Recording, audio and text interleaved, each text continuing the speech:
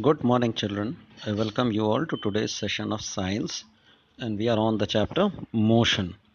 Now, motion is many a times taken to be movement, but it is actually movement, but you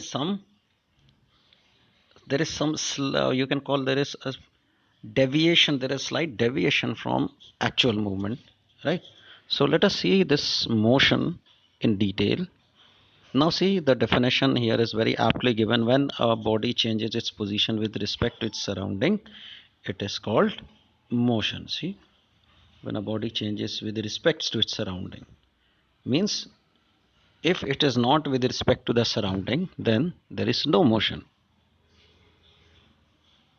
right? So the key word here is surrounding, with respect to surrounding, right? Suppose you are right now at Lucknow, then after 15 hours you are at Delhi. Now if you are alone there, then there is a movement, right? Suppose you along with your friend right now are at Lucknow, and after 15 hours you both are at Delhi. Now for your friend, because both of you all are moving in the same together, right? So there is no motion.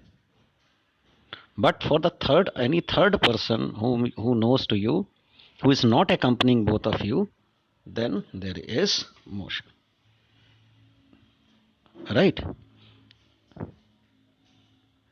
To see here what happens when a body does not change its position with respect to its surrounding, the body is said to be rest, and there is another word for that, it is called inertia. Now, types of motion: linear or translatory motion. Linear, we all know that the movement will be in a straight line, it's called linear or translatory motion. Random motion, when the moving object changes its direction continuously, right? It is called random motion, right? Then circular motion, when the see this diagram here, when the body moves in a circular path, then it is called circular. See in these two diagrams here, the body is said to be in circular motion, but see what is happening here, it's moving in a uniform speed, right? See, it is moving with a uniform speed remaining the to be the same in both of these cases, right? The direction is changing continuously, right? Okay, now uniform circular motion, right? When a circular path of an object moves with uniform speed at the same time interval, then the motion is called uniform circular motion. Also oscillatory motion, see this is the example of oscillatory motion here. Now what is it, what is an oscillatory motion?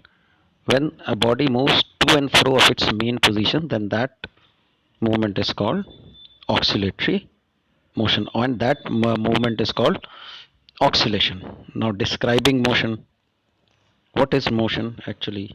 So we describe the location of an object by specifying a reference point, or you can call it the initial point. Now from here we see how much that body is moving. If it is in a straight line, then see it can be represented as this. Now there are two terms, displacement and distance, which more often are regarded to be the same, but actually they are not. They are not same, right? There is a sea of difference in them. Now that difference is basically is what you need to understand. Now when we talk about distance, it refers to the actual path, the length of the path which a body covers. But displacement is the length of the path covered by a body in a particular direction, right? In a particular direction, right? Suppose a body takes a circular motion, right? It moves in a circle and comes back, then the distance will be the circumference of the circle, but displacement will be zero because जो जहाँ पे थी body लौट के वहीं पे आ गई. So there is no movement from the mean position, right? Okay. So there are two types of quantities, scalar and vector. Scalar quantities are those which have only magnitude, whereas vector quantities have magnitude as well as direction. Now mass of anything is a scalar quantity because it does not have any direction, right? Distance is a scalar quantity, but displacement is a vector quantity. The distance traveled by a moving body cannot be zero, but displacement of a moving body can be zero. Yeah, because just as told you, in a circle a person stands from a position, and after taking a circular path it comes back to the position again, so the displacement has to be there zero. Now there is some distinction. We all know, we have just studied, the distance is the actual length of the path covered by the moving object, when displacement the shortest distance between the initial position and the final position of the object. Distance scalar, displacement is vector. Distance is always positive, displacement can be positive or negative. Now uniform motion and non-uniform motion, that it is denoted by a distance time graph. For a uniform motion this graph is always a straight line, and for a non-uniform motion it can be zigzag, curve, or anything quite like that. Okay, now what is speed? Speed is defined as the distance traveled by a body along a straight line per unit time. That is, see, this is the formula of the speed. Speed is equal to distance upon time. Now distance is represented as s and time is taken as t. The unit of speed is meter per second, right? Very importantly, the unit of SI unit of speed is meter per second, right? Now average speed is calculated as total distance traveled by total time, right? See, here is a chart which tells you the average speed of different objects. Now types of speed: uniform if it is the same, variable if it varies, instantaneous at some point, right? Average speed, that is a total speed. Now there are some numericals here which you can do, you can refer to, right? And now we come to velocity. Now remember, velocity is a vector quantity. It is the distance covered by body in a specified direction in unit time interval.